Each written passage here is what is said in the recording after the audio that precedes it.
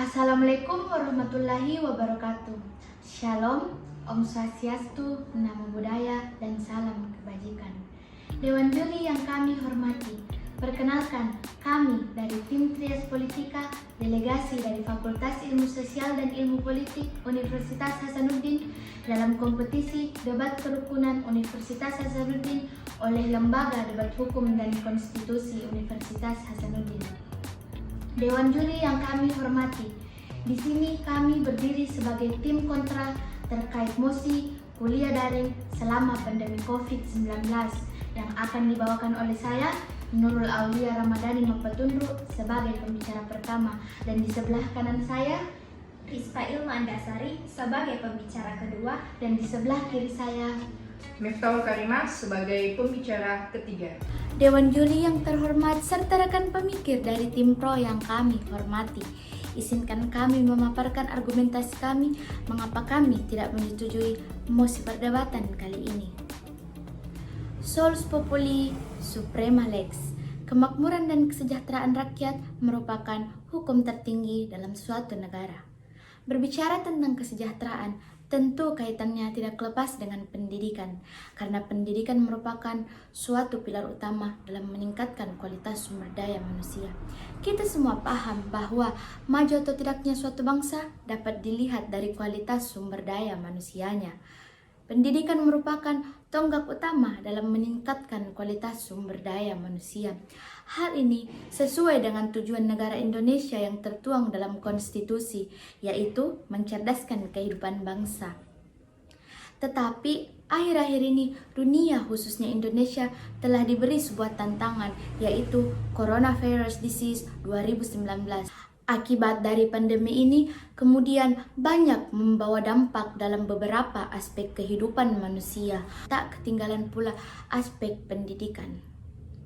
Pemerintah melalui Kementerian Agama Republik Indonesia dan Kementerian Pendidikan dan Kebudayaan telah menerbitkan Surat Edaran Nomor 3 Tahun 2020 tentang pencegahan penyebaran COVID-19 dengan bekerja dan belajar dari rumah.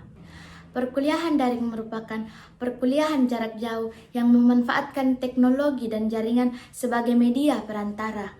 Dewan Juri yang terhormat, izinkan kami memaparkan alasan-alasan mengapa kami tidak setuju dengan adanya kuliah daring selama pandemi COVID-19. Alasan yang pertama yaitu sarana dan prasarana. Sarana dan prasarana merupakan tolak ukur penting dalam penerapan kuliah daring. Perlu kita ketahui bahwa tidak semua daerah di Indonesia memiliki akses jaringan dan internet yang kuat. Contohnya saja di daerah yang tergolong 3T, tertinggal, terluar, dan terdepan. Ketidakmampuan pemerintah dalam melakukan pemerataan akses internet dan jaringan di berbagai daerah, hal ini yang kemudian akan menyulitkan bagi mahasiswa yang memiliki koneksi internet yang lemah. Yang kedua, masalah SDM. Dibutuhkan SDM yang tinggi untuk menyiapkan materi dan platform pembelajaran untuk mahasiswa dan dosen itu sendiri. Tentu hal ini akan menyulitkan bagi mahasiswa yang tidak paham tentang teknologi. Tugas kuliah yang sudah sangat menumpuk dalam kuliah daring ini tentu akan memberi beban tambahan bagi mahasiswa yang tidak paham teknologi. Hal-hal tersebutlah yang kemudian melatar belakangi mengapa kami sangat-sangat tidak setuju dengan adanya perkuliahan daring selama pandemi COVID-19. Dan terima kasih. Jika berbicara mengenai komunikasi yang efektif, apakah itu dilakukan secara langsung atau lewat perantara? Tentu saja tak ada kala dahsyatnya komunikasi secara langsung. Berdasarkan hasil analisis tersebut, izinkan saya untuk menyampaikan argumen-argumen saya yang menegaskan bahwa kuliah daring selama pandemi COVID-19 sangatlah tidak efektif maupun efisien. Dewan Juri yang amat budi pekerti. Bismillahirrahmanirrahim. Assalamualaikum warahmatullahi wabarakatuh. Berdasarkan pasal 31 ayat 1 Undang-Undang Dasar 1945 yang menegaskan bahwa setiap warga negara berhak mendapatkan pendidikan. Dewan Juri yang terhormat, Berdasarkan data Badan Pusat Statistika pada tahun 2018, terdapat 75.436 desa yang ada di Indonesia. Lantas bagaimana bisa pemerintah mengeluarkan subsidi kuota gratis bagi mahasiswa jika pemerataan akses internet atau jaringan di desa-desa belum terpenuhi? Yang terakhir, berangkat dari analisis pertama saya yang menyatakan bahwa komunikasi tersantun adalah komunikasi tanpa melalui perantara. Leach berpendapat bahwa untuk menguasai komunikasi yang efektif, setidaknya kita harus memenuhi 4 keterampilan dasar. Yang pertama, membaca, yang kedua, menulis, yang ketiga, berbicara, yang keempat, mendengarkan. Sejatinya ketika dosen memberikan perkuliahan secara daring, dapatkah kita memastikan bahwa semua mahasiswa telah memahami materi perkuliahan tersebut? Apakah akan ada kepastian bahwa feedback tersebut ada di dalam proses perkuliahan? Tentu saja tidak efisiensi perkuliahan daring ini, mengingat banyaknya mahasiswa yang hanya masuk tanpa mendengarkan perkuliahan tersebut. Berdasarkan argumen-argumen yang telah saya paparkan tersebut, kami menekankan bahwa perkuliahan daring sangatlah tidak relevan diterapkan di Indonesia. Dewan juri yang saya banggakan, perihal mencari jaringan internet untuk proses perkuliahan daring selama pandemi COVID-19 ini, menuai banyak petaka, khususnya bagi mahasiswa itu sendiri. Kasus terviral kemarin ialah mahasiswa Universitas Hasanuddin tewas terjatuh dari menara masjid saat mencari sinyal untuk mengumpulkan tugas perkuliahannya.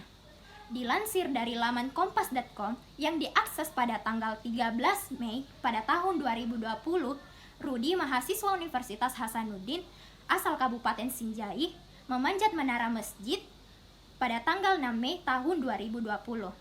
Pasalnya, di kampung halaman Rudi, akses jaringan seluler masih sangat sulit untuk didapatkan. Hal inilah yang menjadi pendukung argumentasi saya yang menegaskan bahwa pemerataan akses jaringan internet, khususnya di wilayah terpencil Indonesia, masih sangat sulit untuk didapatkan. Lantas, bagaimana bisa perkuliahan daring dikatakan efektif? Lalu di mana peran visi misi pendidikan nasional yang tertuang pada Undang-Undang Nomor 20 Tahun 2003 yang menegaskan bahwa negara mengupayakan pemerataan dan perluasan kesempatan untuk memperoleh pendidikan yang bermutu bagi seluruh rakyat Indonesia. Selanjutnya, Lembaga International Telecommunication Union merilis perkembangan sistem teknologi informasi dan komunikasi. Indonesia menempati posisi ke-108 dari 167 negara yang diteliti oleh Lembaga Negara International Telecommunication Union. Untuk wilayah ASEAN, Indonesia kalah dari Vietnam yang menempati posisi ke-102, Filipina yang menempati posisi ke-98, dan Singapura yang menempati posisi ke-19. Melihat posisi Indonesia ini, lantas bagaimana bisa sistem teknologi informasi dan komunikasi diterapkan di dalam perkuliahan yang ada di universitas-universitas di Indonesia? Salah satu contohnya ialah sistem sekolah yang berlaku di Universitas Hasanuddin. Di awal perkuliahan, sistem sekolah selalu mengalami maintenance atau sistem lagi error. Hal ini menjadi penghambat untuk sistem perkuliahan selama pandemi COVID-19 ini. Hal ini juga proses menuju mencerdaskan kehidupan bangsa tidak terrealisasikan dengan baik. Pendidikan merupakan pilar penting dalam mengembangkan dan meningkatkan kualitas sumber daya manusia untuk memajukan suatu bangsa. Hal ini tidak terlepas dari peran para pemangku kebijakan dalam mengelola sistem pendidikan itu sendiri.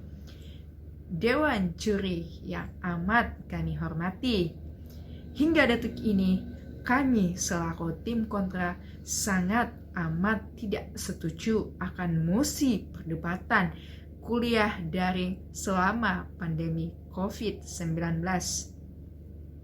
Telah kita rasakan bersama bahwa pandemi COVID-19 telah mengubah hampir semua sendi kehidupan, termasuk dalam dunia pendidikan.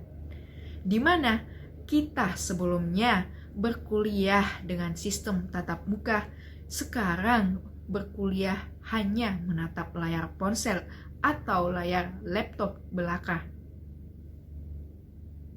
Sebagai mahasiswa, tentu merasakan hiruk-pikuk sistem perkuliahan secara daring. Berbagai permasalahan akan sistem ini tentu dirasakan hampir semua mahasiswa. Dan saya yakin bukan hanya mahasiswa, melainkan dosen pun demikian.